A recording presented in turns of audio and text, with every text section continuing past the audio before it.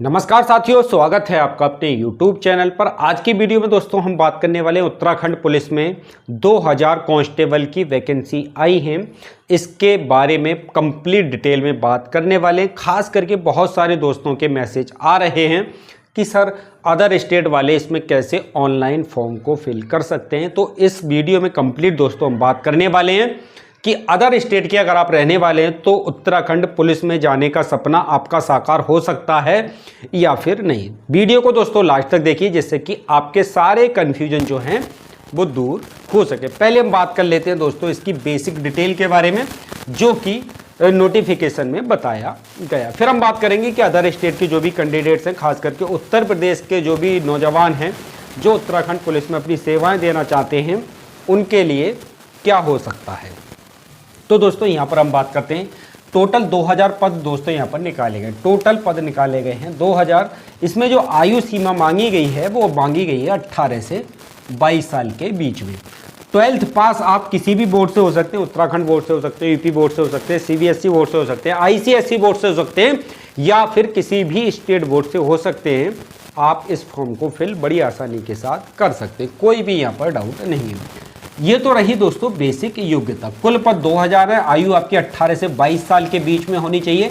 इसके अलावा अगर आप उत्तराखंड के मूल निवासी हैं, ध्यान दीजिएगा दोस्तों, उत्तराखंड के अगर आप मूल निवासी हैं तो यहाँ पर आपको उत्तराखंड सरकार के अनुसार जो छूट दी जाती है ओबीसी, एससी, एसटी या फिर हिल एरिया एसटी कैंडिडेट्स के लिए, वो आपको छूट भी देखने को यहाँ पर मिलेगी, है ना। जैसे कि उत्तर प्रदेश में 5 साल की छूट होती है, तो आप देख सकते हैं इसका पूरा डिटेल नोटिफिकेशन UKSSC की साइट पे जाकर के पढ़ सकते हैं या फिर आप हमारे टेलीग्राम ग्रुप पे जाकर के भी इसका पूरा डिटेल नोटिफिकेशन पढ़ सकते हैं।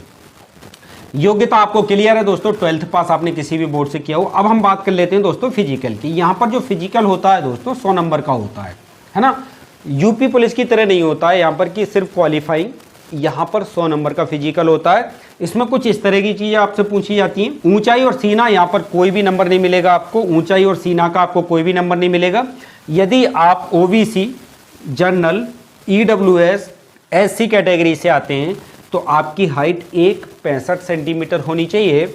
इसके अलावा यदि आप हिल एरिया यानी पहाड़ी क्षेत्र से आते हैं, जैसे कि आपको पता है दोस्तों उत्तराखंड में पहाड़ी एरिया भी है और कुछ समतल एरिया भी, जैसे रुद्रपुर वगैरह, जो उधम सिंह नगर जैसे हम कहते हैं, काशीपुर जैसे कहते हैं, तो वो जो ज़िले हैं, कुछ ज़िले उत्तराखंड में कुछ एरिया जो है वो हिल एरिया के अंतर्गत आते हैं और कुछ एरिया जो है वो एरिया के अंतर्गत आते हैं, समतल एरिया के अंतर्गत आते हैं, तो उनको वो हिल एरिया वाला रिजर्वेशन नहीं मिलता है।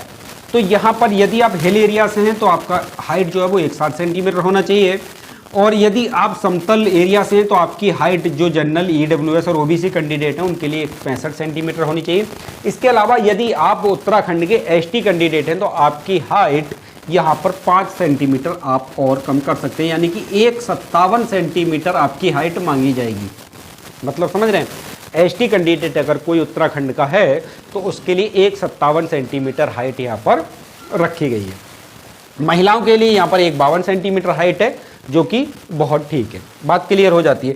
चेस्ट की अगर हम बात करते हैं तो दोस्तों यहाँ पर 78.8 सेंटीमीटर है ना।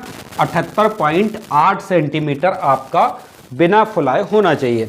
इसके अलावा 83.8 सेंटीमीटर आपका फुलाने के बाद, यानी कि 5 सेंटीमीटर का फुलाव आपके सीने में होना चाहिए। ये वाली बात क्लियर हो जाती है। इसके अलावा इन दोनों चीज़ों को हम छोड़ दें, ऊंचाई और सीना को, तो इसके अलावा दौड़ होती है, लंबी कूद होती है, पुशअप होते हैं, गोला फेंक होता है, तो इनका दोस्तों 100 नंबर का एक फिजिकल आपसे लिया जाता है जिसके अलग अलग नंबर डिसाइड होते हैं। आप इसका डिटेल नोटिफिकेशन पढ़ सकते हैं कि आप कितने मिनट में कितनी चीज़ कंप्लीट करेंगे तो आपको कितने नंबर मिलेंगे। 100 नंबर का फिजिकल है दोस्तों, क्वालिफाइंग नहीं है। यहाँ पर आपका बेस्ट परफॉर्मेंस आपके बेस्ट नंबर को डिसाइड करेगा। ये वाली चीज़ आपको क्लियर रखनी है। अच्छा, यहाँ तक आपको क्लियर हो गया है। ये आपका फिजिकल है, यहाँ पर दौड़ भी है, लंबी कूद भी है, पुशअप भी है, गोला फेंक भी है, ऊंची कूद भी है, और ये सारा फिजिकल आपका 100 नंबर का होने वाला है। यहाँ तक मुझे लगता है कि आपको चीज़ें बिल्कुल क्लियर हो गई होंगी।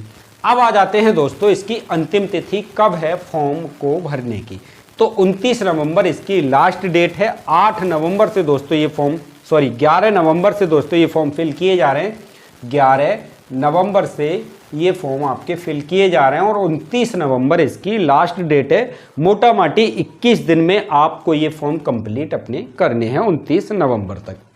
अब हम बात करते हैं दोस्तों अन्य राज्य जैसे कि उत्तर प्रदेश हो गया, बिहार हो गया या फिर अदर स्टेट कोई भी हो गया उत्तराखंड के अलावा, वो दोस्त यहाँ पर कैसे अप्लाई कर सकते हैं। वो भी उत्तराखंड पुलिस का अगर सपना देख रहे हैं तो दोस्तों वो उनके लिए क्या कंडीशन होने वाली है वो आप ध्यान से समझने की कोशिश करिएगा।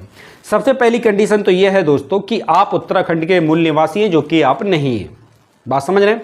उत्तराखंड के जो मूल निवासी हैं उनके लिए नियम अलग हैं और उत्तराखंड के मूल निवासी नहीं हैं उनके लिए नियम अलग हैं।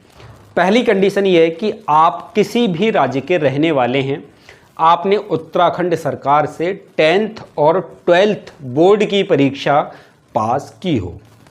बहुत ध्यान से समझना दोस्तों, आप किसी भी राज्य के रहने वाले हैं, आपने 10th और 12th की परीक्षा उत्तराखंड बोर्ड से पास की हो, तब आप UKSSC के जितने भी फॉर्म हैं आप उनको फिल कर सकते हैं। सिर्फ पुलिस का ही नहीं, कोई भी आपका फॉर्म है आप उसको फिल कर पाएंगे। दूसरा ये कंडीशन ये है दोस्तों, उत्तराखंड सेवा योजन कार्यालय में यदि आप रजिस्टर्ड हैं, मतलब इस फॉर्म को जो इसकी जैसे कि मैंने बताया था कि 11 नवंबर इसकी शुरू की डेट थी, 11 नवंबर से पहले आपने उत्तराखंड सेवा योजन कार्यालय में अपना पंजीकरण करा दिया, तब दोस्तों आप इस कंडीशन में भी इस फॉर्म को फिल कर सकते हैं। 2 कंडीशन आपके सामने हो गई। तीसरी कंडीशन ये है कि उत्तराखंड सरकार में आपके माता या पिता में से कोई भी नौकरी कर रहा है उत्तराखंड सरकार के अंतर्गत जिसे 10 साल से अधिक हो गए हैं। ध्यान देना, उत्तराखंड सरकार के अधीन यदि आपके माता या पिता में से कोई भी एक व्यक्ति नौकरी कर रहा है, उस कंडीशन में आप इस फॉर्म को फिल कर सकते हैं। इसके अलावा अगर उत्तराखंड सरकार के अंतर्गत काम नहीं कर रहे हैं, किसी भी आर्मी, एयरफोर्स, नेवी या फिर इसके अलावा आर्म फोर्स जो होती है जैसे हमारी CISF हो गई, BSF हो गई, इसके अंतर्गत नौकरी कर रहे हैं और उत्तराखंड में ही कम से कम 10 साल से कार्यरत हैं, उस कंडीशन में भी उनके बच्चे इस फॉर्म को फिल कर सकते हैं। इस फॉर्म का मतलब है कि UKSSC के जितने भी फॉर्म आने वाले हैं या आते हैं उन फॉर्म को फिल कर सकते हैं। तो ये दोस्तों 3 कंडीशन हैं। इन 3 कंडीशन में से किसी भी कंडीशन में आप आते हैं और अदर स्टेट में निवास करते हैं तो आप UKSSC के किसी भी फॉर्म को फिल कर सकते हैं। ये सिर्फ पुलिस के फॉर्म पे ही लागू नहीं होता है, सभी फॉर्म पे लागू होता है। उत्तराखंड सरकार से जितनी भी वैकेंसी आती हैं ये सभी पे दोस्तों लागू होता है। तो मुझे लगता है कि आपको ये तीनों बातें बड़े अच्छे से समझ में आ गई होंगी। दूसरी बात दोस्तों ये है कि जो यहाँ पर आयु जो मांगी गई है 18 से 22 साल, इसके अलावा छूट भी देखने को मिलती है। तो ये सिर्फ और सिर्फ उत्तराखंड के नागरिकों को ही मिलेगी जो अपना निवास प्रमाण पत्र सबमिट करेंगे फॉर्म को भरते टाइम। इसके अलावा यदि आपने चाहे यहाँ पे 10th और 12th की परीक्षा पास की, आपके माता पिता यहाँ नौकरी करते हैं, आप सेवा योजन कार्यालय में पंजीकृत हैं, आपको किसी भी तरह की कोई छूट नहीं मिलेगी, आपको जनरल में ही कंसीडर किया जाएगा। बात समझ में आ रही है आप लोगों को? उत्तराखंड के निवासी हैं तो आपको छूट देखने को मिल जाएगी, है ना। जैसे कि हमारे यूपी में 5 साल की छूट होती है, हरियाणा में होती है, राजस्थान में होती है, दिल्ली में होती है। इस तरीके से दोस्तों छूट आप लोगों को देखने को नहीं मिलेगी यदि आप उत्तराखंड के निवासी नहीं हैं तो। मुझे लगता है कि आपको सारी चीज़ें क्लियर हो गई होंगी। काफ़ी सारे दोस्तों के कमेंट्स आ रहे थे कि सर उत्तराखंड पुलिस में 2000 वैकेंसी आई है, इसके ऊपर एक वीडियो बनाइए। तो मुझे लगता है कि आपको सारी जानकारी बहुत अच्छी तरीके से मिल गई होगी। इसके लिए दोस्तों आपको कुछ फीस भी सबमिट करनी होगी, 350 रुपये के आसपास आपकी फ़ीस है, उसको सबमिट करिए। और UKSSC बहुत सही चलता है दोस्तों, UPSSC की तरह नहीं है कि बहुत कई सालों में परीक्षा हो रही है। बहुत जल्दी इसकी परीक्षा होती है, जल्दी रिजल्ट आते हैं और जल्दी इसकी चयन प्रक्रिया को कंप्लीट कर लिया जाता है। आशा करते हैं दोस्तों जानकारी आपको अच्छी लगी होगी। जानकारी अच्छी लगी है तो चैनल को सब्सक्राइब करना मत भूलिएगा, क्योंकि आपको पता है कि अपने चैनल पर संविदा सरकारी योजनाओं से संबंधित वीडियो समय समय पर आते रहते हैं, तो कोई भी अपडेट आपसे ना छूटे, इसलिए चैनल को सब्सक्राइब करना बहुत ज़रूरी है। मिलेंगे दोस्तों आप लोगों से एक अगली वीडियो में। वीडियो देखने के लिए आपका बहुत बहुत धन्यवाद। जय हिंद, जय भारत।